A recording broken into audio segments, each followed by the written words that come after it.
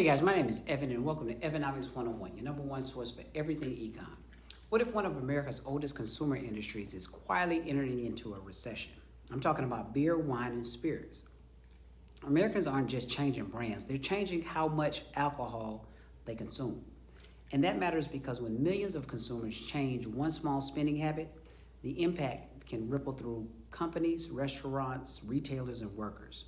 According to Gallup, only 54% of American adults said that they drink alcohol in 2025. That's down from 62% in 2023, and it represents the lowest drinking rate Gallup has recorded in nearly 90 years of tracking. So today we're going to answer three questions. Why are Americans drinking less? How much revenue is the alcohol industry actually losing? And what does this mean for financial markets and the American consumer? Before we jump into the video, I do have a quick favor that really helps grow the channel. If you enjoy economic stories explained without complication, please hit the like button, subscribe to Evanomics 101, and stick around because this isn't just a story about alcohol. So let's get into the video. We're gonna start off with the number or the headline that caught everybody's attention, the 54%.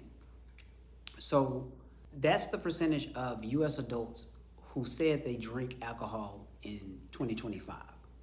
In 2024, it was 58%. In 2023, it was 62%. So we're seeing a consecutive decline. Now, 8 percentage points, it may not seem like a huge number, but think about the scale of the United States. We're talking about a massive consumer market. And this isn't just about people deciding to skip a drink every once in a while.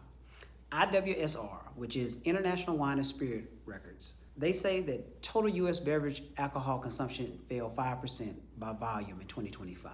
That's an important number because volume tells us something that dollar revenue sometimes doesn't. If a company raises prices, it can potentially generate more revenue even while selling fewer units. But when consumers are buying significantly less product, eventually the pricing strategy hits the limit. And that's exactly where this story gets interesting. Because the alcohol industry isn't simply dealing with a temporary sales problem. It may be dealing with a structural change in demand. And that brings us to the money. Let's talk about revenue. So data shows that U.S. alcohol dollar sales reached $113.6 billion in 2023. In 2024, that slipped to roughly $112.9 billion. And in 2025, the figure fell to around $110 billion. That means we're looking at roughly $3.6 billion less in off-premise alcohol sales than in 2023. Now, there's an important, these figures are talking about off-premise sales, and the reporting periods aren't perfectly identical for each calendar year, but the direction is unmistakable. It's going down. And there's another important economic concept here. The industry has experienced something called volume pressure. Consumers aren't simply paying a little less. They're purchasing less product. That's much more difficult for a business to overcome because fewer bottles, cans, cases eventually mean less production, less inventory movement, and potentially less revenue throughout the supply chain. And the next question becomes, who's getting hit the hardest out of all of this? This is where the alcohol story gets even more interesting. In 2025, IWSR estimates beer volume fell about 6%, wine fell about 6%, spirits fell about 4%. So this isn't simply just a beer problem, it's a broader alcohol market problem. But you still have winners. Non-alcoholic beer, wine, and spirits have been growing rapidly. That's a fascinating economic shift. Consumers aren't necessarily abandoning the entire drinking occasion, they're changing the product. They may still want something cold at a restaurant, they may still want a cocktail at a party, but they're increasingly wanting the option to control the alcohol. That's a huge distinction because it means the consumer dollar isn't necessarily disappearing. It may simply be just moving somewhere else. And that leads directly into the biggest question about why are consumers changing their behavior in the first place? There isn't just one simple answer for that. It's a combination. It's a combination of demographics and changing social behavior. So when you look at the first when inflation pushes up the cost of housing, groceries, restaurants, and other essentials, consumers start prioritizing, and it becomes discretionary spending. Then you look at health. We have enough data to know what alcohol does to the body, and people are just more into fitness and getting the right amount of sleep and watching calories and mental performance. It's becoming more selective. When you zoom, now let's zoom out. You might be asking, would the Federal Reserve care if Americans buy fewer beers? The Fed doesn't care about beer specifically. It cares about the economy that's underneath the industry. Consumer spending makes up a huge portion of U.S. economic activity. So when consumers start cutting discretionary spending or discretionary purchases, economists start to watch it carefully.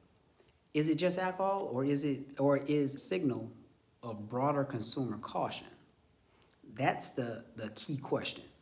Right, the Fed is dealing with an unusual combination of elevated inflation and a labor market that has shown signs of softening. So here's the economic. If consumers are cutting alcohol because prices have become too high, that's a sign of price sensitivity.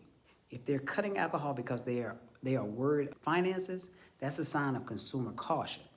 If they're because their preferences have permanently changed, that's something completely different. That's a structural demand shift. Quick pause, guys. If you want more breakdowns like this, make sure you hit the like button, subscribe to Economics 101. Now let's look at where the money could be going next. So here's what I think is one of the most important parts of the entire alcohol story. The alcohol industry isn't disappearing, but it is evolving. Think about what happened with traditional beer. Consumers started looking for alternatives, and companies responded with non-alcoholic beer.